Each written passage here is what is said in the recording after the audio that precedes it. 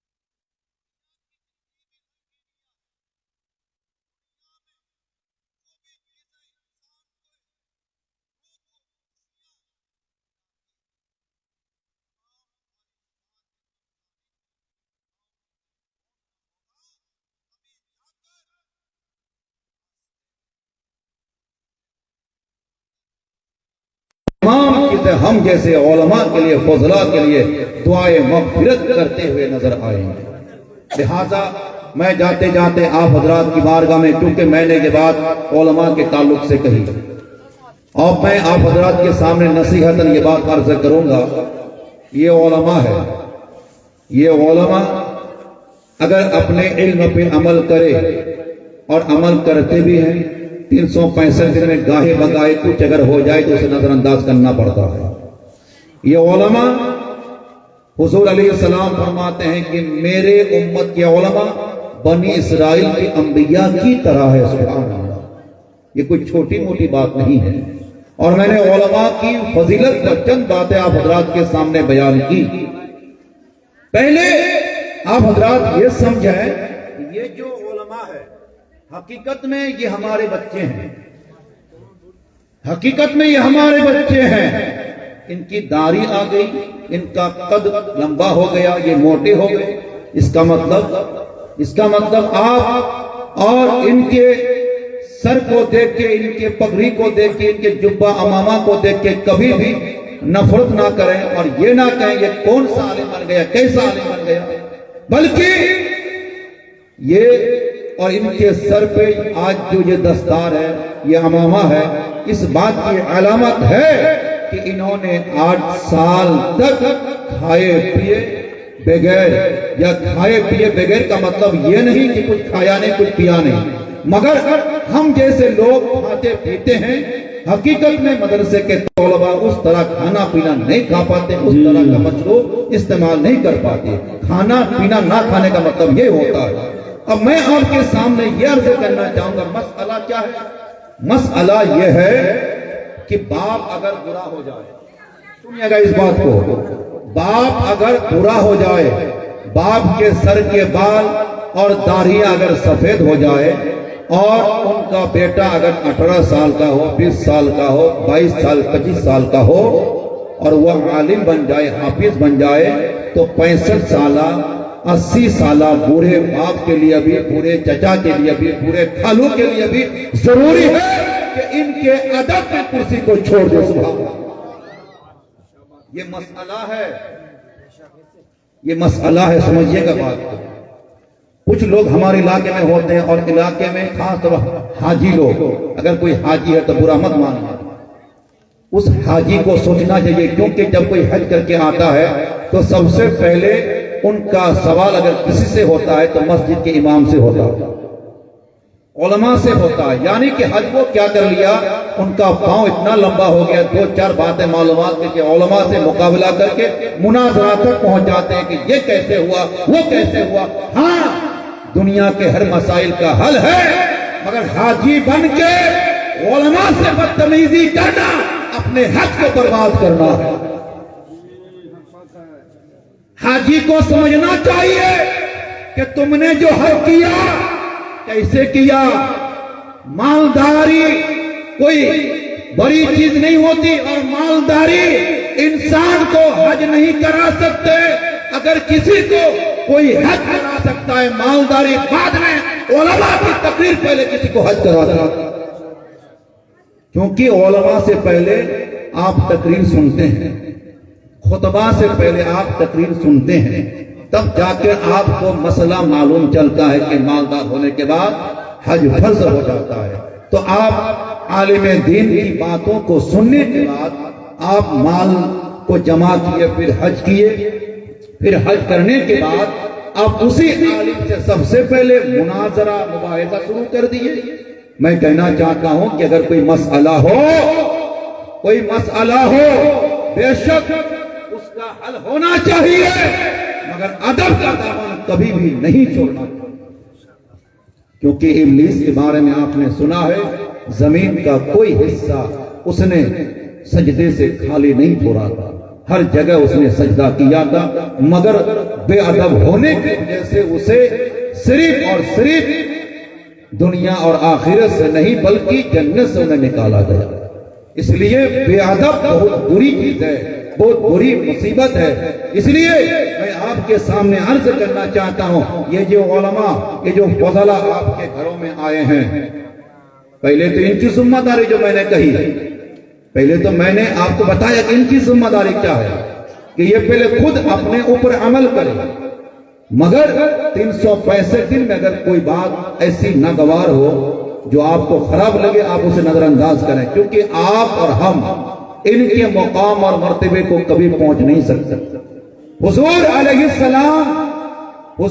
السلام کی ایک حدیث سنیے، میں اپنی باتوں کو ختم کرتا ہوں۔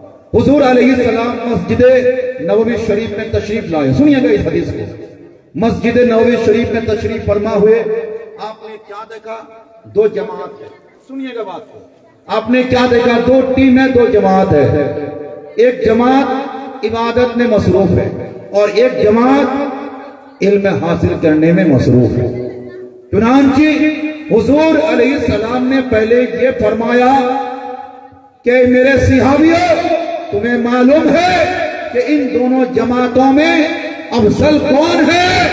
پھر حضور علیہ السلام نے ہی جواب عنایت فرمایا، میرے مصطفیٰ کریم نے فرمایا، یہ جو نمازی حضرات پوری رات نوافل میں مصروف رہے، ان نمازیوں سے افضل یہ علماء کی جماعت ہے جس نے ایک گھڑی، ایک لمحہ بیٹھ کر قرآن اور حدیث کو پڑھ کر اس سے خود بھی عمل کیا اور عوام الناس تک پہنچانے کا کام کیا۔